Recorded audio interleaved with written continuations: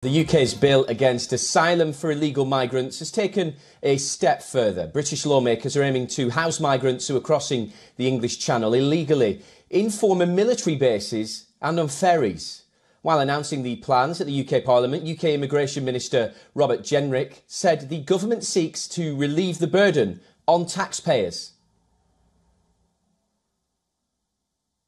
The government will use military sites being disposed of in Essex and Lincolnshire, and a separate site in East Sussex. These will be scaled up over the coming months and will collectively provide accommodation to several thousand asylum seekers through repurposed barrack blocks and porter cabins. In addition, my right honourable friend the Prime Minister is showing leadership on this issue by bringing forward proposals to provide accommodation at Catterick Garrison Barracks in his constituency. And we're continuing to explore the possibility of accommodating migrants in vessels, as they are in Scotland and in the Netherlands. The UK has cited Scotland's use of a chartered cruise ship, which is being used to host Ukrainian families in Glasgow. But the move has drawn strong criticism. The government has repeatedly signalled it wants to end the use of hotels. Since the new migrant bill was announced, it's been looking to introduce steps to cut the hotel bill and the spending on migrants. The UK government is spending around $7.3 million a day on hotel accommodation. Some reports even suggest that the UK is considering the use of former military camps as an alternative housing option. But many activists are opposing this plan. They claim the new policy will cause anxiety for refugees who've already experienced trauma.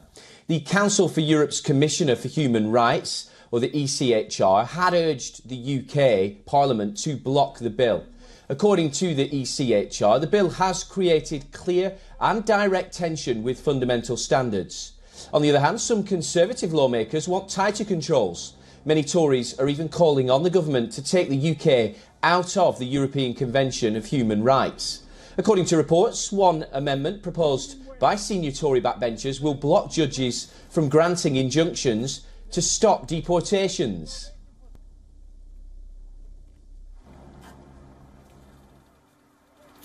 Well, for more on this, we're joined by our correspondent Alex ISAT in London.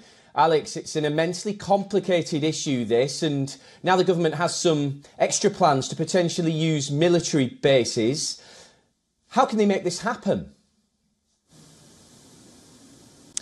Well, at the moment, they are fighting against a lot of the people within those towns that you've mentioned there, where the military bases are. There's a lot of backlash about putting those that are coming over on small boats into these garrisons. Obviously, there has been a lot of money put into hotels and keeping those that have come up from abroad.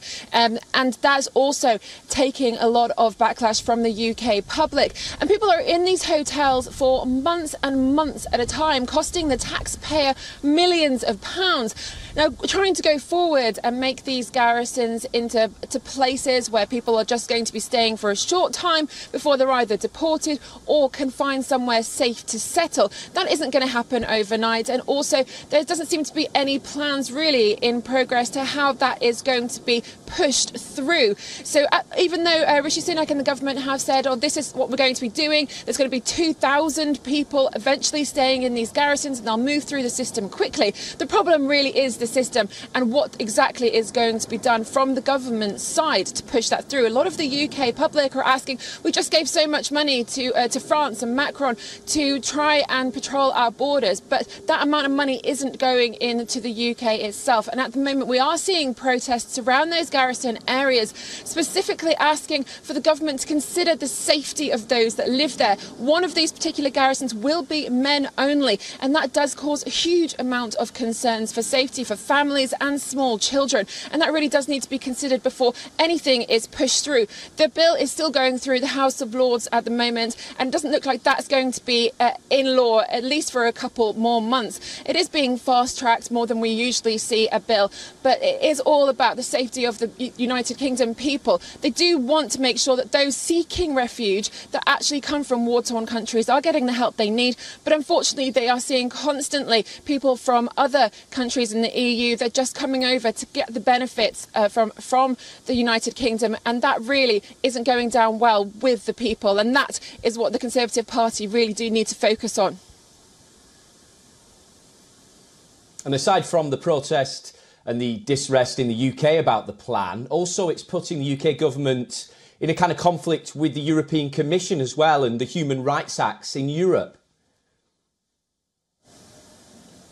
Absolutely. Obviously, since Brexit and when Boris Johnson was the Prime Minister, there has already been some discord with the EU, and that has been continuing. Rishi Sunak has been trying to put in place this sticking plaster, shall we say, over the relations going forward. But it does come down to that EU Human Rights Act. But there are a lot of people in the party, in opposition party and in the UK said that we actually asked to leave the European Union, so therefore we shouldn't be taking any of their rules, and that does include the human rights. But that doesn't mean that human rights are off the table, because of course there is in legislation within the law of England that there is human rights given as well. It's just about whether or not the EU has control over what it deems as human rights. Also therefore the law process. So say if people coming here believe that their human rights have been sanitised, then they can then go up to the European Court and then they can go and get an appeal and judgment. That wouldn't be an option